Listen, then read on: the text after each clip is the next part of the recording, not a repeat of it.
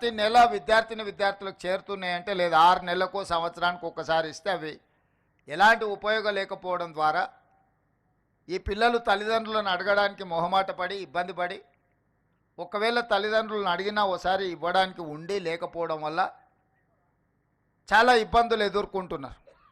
అందుకే ఈరోజు cosmetic charges 16 సంవత్సరాల తర్వాత పెంచుతున్నాం కాబట్టి మోర్ దాన్ 200% ఈరోజు మనం పెంచుకోవడం జరిగింది.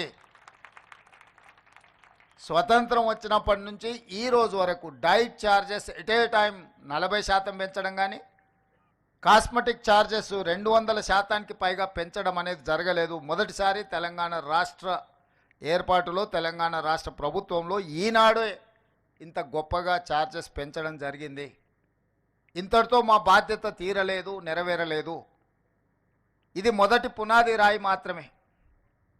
ఈరోజు నేను శాఖకు సంబంధించిన అధికారులతో పాటు బోధనా సిబ్బందికి బోధనేతర సిబ్బందికి కొన్ని అంశాలు నేను ప్రస్తావించదలుచుకున్నా.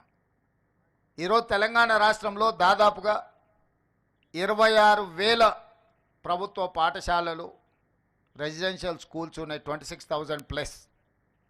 26,000 పాఠశాలలలో విద్యార్థులు చదువుకుంటున్నది 23 లక్షల మంది.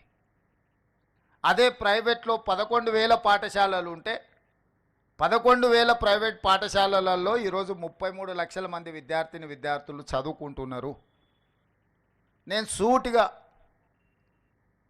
మా ప్రభుత్వ టీచర్లను నేను అడుగుతున్నా, ప్రైవేట్ స్కూల్స్లో చదువులు చెప్తున్న వాళ్ళు మీకంటే ఎక్కువ విద్యా ప్రమాణాలు ఉన్నవాళ్ళ, మీకంటే వాళ్ళకి ఏమైనా జీతభత్యాలు ఎక్కువ ఉన్నాయా, మీ స్కూల్స్లో ఉన్న మౌలిక వసతుల కంటే ప్రైవేట్ స్కూళ్ళలో ఎక్కువ ఏమైనా ఉన్నాయా? మరి ఎందుకు 26,000 ప్రభుత్వ పాఠశాలలలో 23 లక్షల మంది విద్యార్థులు చదువుకుంటే 11,000 ప్రైవేట్ పాఠశాలల్లో 33 లక్షల మంది విద్యార్థులు చదువుకుంటున్నారు? గ్రామాలలో పేదవాళ్ళు కూలికి పోయి అయినా సరే కూడబెట్టి పిల్లల్ని ప్రైవేట్ పాఠశాలలకు పంపించాలి, ఇంగ్లీష్ మీడియంలో చదివించాలని వాళ్ళు నానా తాపత్రయపడుతున్నారు. నిజంగా మనందరి బాధ్యత ప్రభుత్వ పాఠశాలలో నాణ్యమైన విద్యను అందించడం ద్వారా ఈ పిల్లల్ని డాక్టర్లుగా, లాయర్లుగా, ఇంజనీర్లుగా వివిధ సబ్జెక్ట్స్లో వీళ్ళని నిపుణులుగా తయారు చేసి ఈ దేశ సంపదగా వీళ్ళని మారుస్తే ఈ రాష్ట్ర భవిష్యత్తు కాదు, ఈ దేశ భవిష్యత్తు, ప్రపంచానికి విజ్ఞానాన్ని అందించగలిగిన శక్తి మన విద్యార్థులకు ఉంది. ఈరోజు అమెరికాలో ఉండే సిలికాన్ వ్యాలీకి వెళ్తే మన తెలుగు వాళ్ళు 60% ఉంటారు.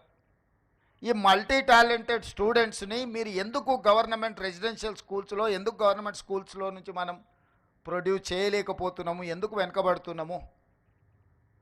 మనం ఎందుకు ఆత్మ పరిశీలన చేసుకోకూడదు? మనం ఎందుకు ఇది మన బాధ్యత అని మనం ఆలోచన చేయకూడదు?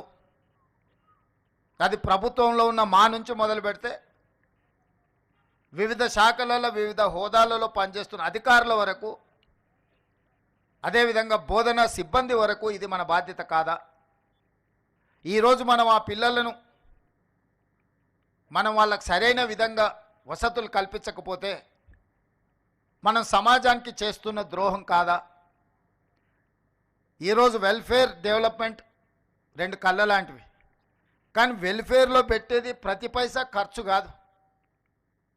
ముఖ్యంగా విద్యాశాఖ మీద, విద్యార్థుల మీద మనం పెడుతున్న పెట్టుబడి ఖర్చు కాదు, అది భవిష్యత్తు కోసం పెట్టుబడి. భవిష్యత్తు పునర్నిర్మాణంలో తెలంగాణ రాష్ట్రం అభివృద్ధి సాధించాలి అని అంటే అది పెట్టుబడిగా చూడాలి.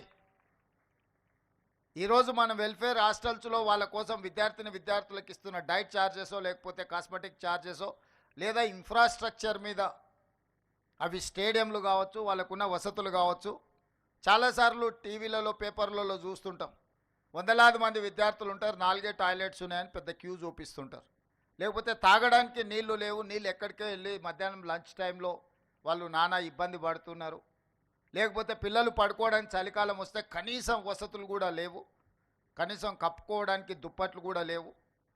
పాఠశాల ప్రారంభోత్సవ రోజుల్లోనే వాళ్ళకు స్కూల్ డ్రెస్సెస్ కానీ లేకపోతే టెక్స్ట్ బుక్కులు కానీ ఇతర ఇవ్వడం లేదు అని మనం ఇప్పటికీ టీవీలలో పేపర్లలో చూస్తున్నాం. ప్రతిసారి అకాడమిక్ ఇయర్ స్టార్టింగ్లో ఈ సమస్యలను అన్నిటిని చూస్తున్నాం. మరి 40, 50, 60, 70 ఏండ్ల నుంచి మనం నేర్చుకున్నది ఏంది? మనకు తెలుసు నెక్స్ట్ ఇయర్ జూన్లో అకాడమిక్ ఇయర్ స్టార్ట్ అవుద్ది అని. మరి జూన్లో స్కూల్స్ కాలేజీలు స్టార్ట్ అవుతున్నాయి అంటే మనం ఒక సంవత్సరం ముందు నుంచే నెక్స్ట్ ఫైనాన్షియల్ ఇయర్కి ప్రణాళిక చేసుకొని ఏ విధంగా వాళ్ళకు స్కూల్ డ్రెస్ల నుంచి మొదలు పెడితే వాళ్ళకు పాఠ్యపుస్తకాల వరకు విత్ ఇన్ ద టైం అందించాలి అన్న ఆలోచన మనం ఎందుకు ప్రణాళికబద్ధంగా చేసుకోలేకపోతున్నాము? మనం ఐఏఎస్లని, ఇంత ఉన్నతాధికారులను, ఇంత వ్యవస్థను పెట్టుకొని ఈ వ్యవస్థ ఈ సమస్యను పరిష్కరించడానికి ఎందుకు మనం ప్రణాళికబద్ధంగా ముందుకు వెళ్తలేము? ఇది ప్రభుత్వ పరంగా మనం ఆత్మ పరిశీలన చేసుకోవాల్సిన అవసరం ఉన్నది. పిల్లలు అకాడమిక్ ఇయర్ స్టార్ట్ అయినాక పుస్తకాలు రాకపోతే 6 నెలల తర్వాత మనం ఇస్తే ఏం ప్రయోజనం? ఆ స్కూల్ పిల్లలకి ఇవ్వాల్సిన స్కూల్ డ్రెస్సులు విత్ ఇన్ ద టైం ఇవ్వకపోతే వాటి ప్రయోజనం ఏంది? ఇట్లాంటి సమస్యల్ని, ప్రతి సంవత్సరం వచ్చే సమస్యలు శాశ్వతంగా వీటికి ఒక పరిష్కారం చూపించాల్సిన బాధ్యత పాలకుల మీద, ప్రభుత్వం మీద, ఉన్నత అధికారుల మీద ఉన్నది. ఈ బాధ్యత నుంచి మనం తప్పించుకోలేము, ఈ బాధ్యత నుంచి మనం పారిపోలేము. ఈ బాధ్యతను సామాజిక బాధ్యతగా మనం తీసుకోవాల్సిన అవసరం ఉన్నది. అదేవిధంగా నిన్న మనం చాలా హాస్టల్స్ వీటిలో ఫుడ్ పాయిజన్ అయినట్టు పిల్లల్ని హాస్పిటల్కు తీసుకెళ్ళి ఈ మధ్యకాలంలోనే ఒక అమ్మాయి చనిపోవడం అనేది ఆ తల్లిదండ్రులకు ఎంత బాధ ఉంటుంది. ఆర్థిక పరిస్థితి బాలేకపోవడం వల్ల తల్లిదండ్రులు వాళ్ళ పిల్లల్ని హాస్టల్స్లో పెడుతుండ్రు, కానీ వాళ్ళ పిల్లల మీద ప్రేమ లేక కాదు కదా. వందలాది కోట్ల రూపాయలు సంపాదించిన తల్లిదండ్రులకు వాళ్ళ పిల్లల మీద ఎంత ప్రేమ ఉంటుందో, రోజు కూలీ చేసుకున్న పేదవాడికి కూడా తన కన్న బిడ్డల మీద అంతకంటే ఎక్కువ ప్రేమ ఉంటుంది తప్ప తక్కువేం ఉండదు. శ్రీమంతులకు వాళ్ళ పిల్లల పట్ల ఎక్కువ ప్రేమ ఉంటుంది, పేదలకు ప్రేమ తక్కువ ఉంటుంది అన్న భావన సరైనది కాదు.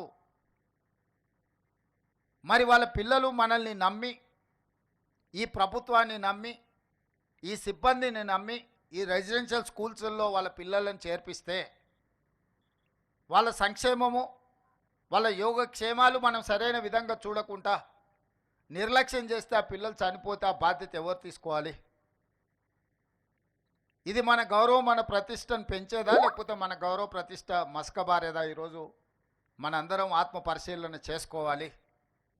ఇట్లాంటి సంఘటనలు పునరావృతం కాకుండా చూసుకోవాల్సిన బాధ్యత ప్రభుత్వం మీద ఉన్నది, సిబ్బంది మీద ఉన్నది. కొన్నిసార్లు మనం ఏదైనా డైట్ విషయంలో లేకపోతే మౌలిక వసతుల విషయం మాట్లాడితే మాకు 6 నెలలు 8 నెలలు బిల్లులు రావడం లేదు, కిరాణా కొట్టుల్లో మేము అప్పు తెచ్చి నడిపిస్తున్నాం, 8 నెలలు మేము మా అప్పులకు మిత్తిలు కట్టాలంటే మేము ఎక్కడో ఒక దగ్గర నాణ్యత తగ్గించాల్సిందే అన్నట్టుగా చర్చలు వస్తున్నాయి. అందుకే ఈనాడు ప్రభుత్వం స్పష్టంగా నిర్ణయం తీసుకున్నది, ఎవ్రీ మంత్ 10th లోపల గ్రీన్ ఛానల్ ద్వారా అన్ని నిధులు ఈ రెసిడెన్షియల్ స్కూల్స్కి, హాస్టల్స్కి, కాలేజెస్కి సంబంధించిన ప్రతి రూపాయి 10 తారీఖు లోపల గ్రీన్ ఛానల్ అడగాల్సిన పని లేకుండా స్ట్రైట్గా వాళ్ళ ఖాతాలకు పోయే విధంగా, అది డైట్ ఛార్జెస్ కావచ్చు, కాస్మెటిక్ ఛార్జెస్ కావచ్చు, ఇతర విద్యా సంస్థల నిర్వహణకు సంబంధించిన నిధులు ప్రతి నెల 10 తారీఖు లోపల ఆటోమేటిక్గా విడుదలయ్యేటట్టు ఈ మధ్యనే